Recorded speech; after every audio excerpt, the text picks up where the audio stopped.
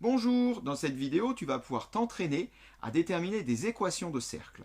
Si jamais cet exercice te pose des difficultés, à tout moment clique sur le lien SOS ici à droite.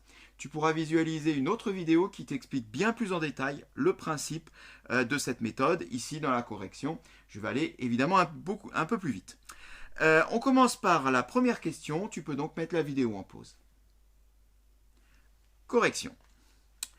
Donc, C1, alors je ne pense pas que ça t'a posé beaucoup de difficultés, sauf peut-être si tu ne te souvenais plus de la formule. Je rappelle cette formule qui te dit que de manière générale, pour un cercle donc de centre A ayant pour coordonnées XA, YA et de rayon R, on a une équation qui est x moins XA au carré plus Y moins YA au carré égale à R au carré. Alors, c'est parfait pour la question A, parce que là, tout est donné. Bien, A a ses coordonnées 4, 2, ce qui fait que je peux directement remplacer, soit x moins xa, donc x moins 4 au carré, plus y moins yk, donc y moins 2 au carré, égale r au carré. Le rayon vaut 2, c'est 10, donc 2 au carré, 4. Voilà notre équation pour le cercle C1. Tu peux répondre à la deuxième question et mettre la vidéo en pause. Correction. Alors pour le cercle C2, c'est un peu plus embêtant parce que ni le centre, ni le rayon est donné. Eh bien, on va être obligé de 1. Déterminer les coordonnées du centre, 2. Calculer le rayon. Alors les coordonnées du centre, bien ça c'est pas très difficile. On te donne le diamètre, le centre étant au milieu du diamètre, il suffit de calculer les coordonnées du milieu, on connaît la formule. On connaît les coordonnées de A et B, il suffit donc de calculer. Donc, on commence donc par le centre. On va l'appeler I. I donc aura pour coordonnées, eh bien, je fais 4 plus moins 2 sur 2. Et je fais donc 2 plus 3 sur 2.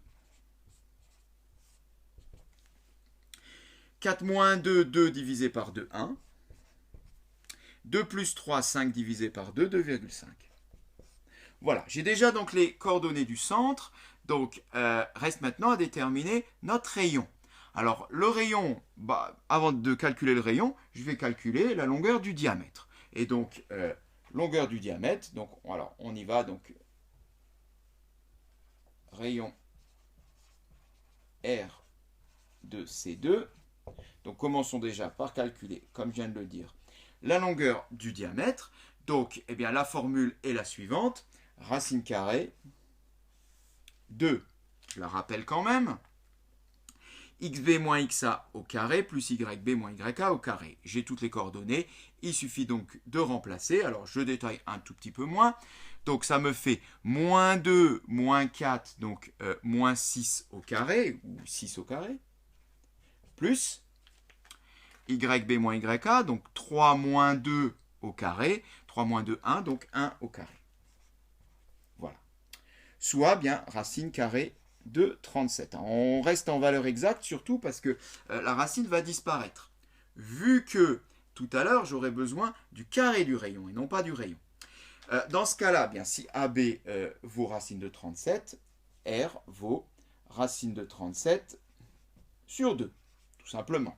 Le rayon étant la moitié du diamètre. À partir de là, je peux déterminer une équation de C2, soit, eh bien, x moins 1 au carré plus y moins 2,5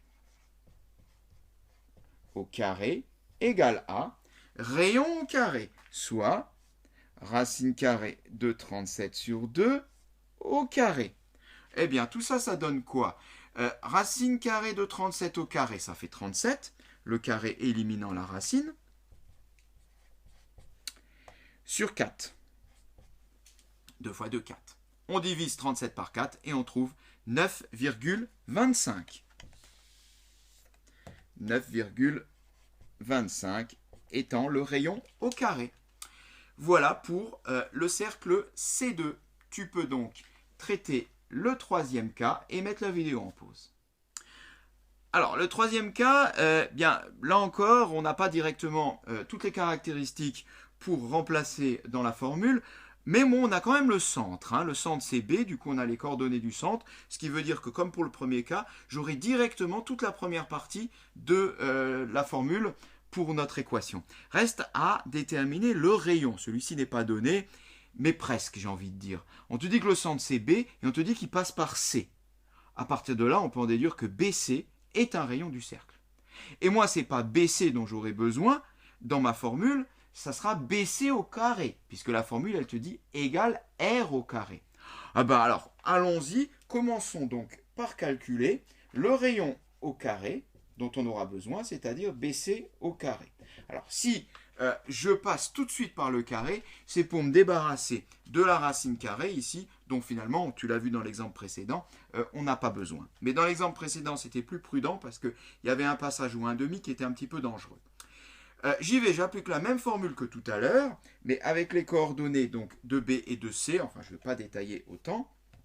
La formule, elle te dit donc que c'est xc moins xb, le tout au carré. Donc xc moins xb, ça fait donc du 4 moins 2, autrement dit du 4 plus 2 au carré, soit 6 au carré, plus yc moins yb au carré, moins 1 moins 3 au carré, moins 4 au carré, ou 4 au carré.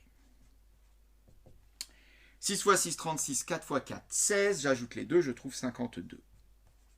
On a quasi notre équation, C3 a pour équation x moins l'abscisse de b puisqu'il passe par b, soit x moins 2, x plus 2 au carré, plus y moins l'ordonnée de b, y moins 3 au carré, égale à rayon carré, c'est écrit juste au-dessus, 52.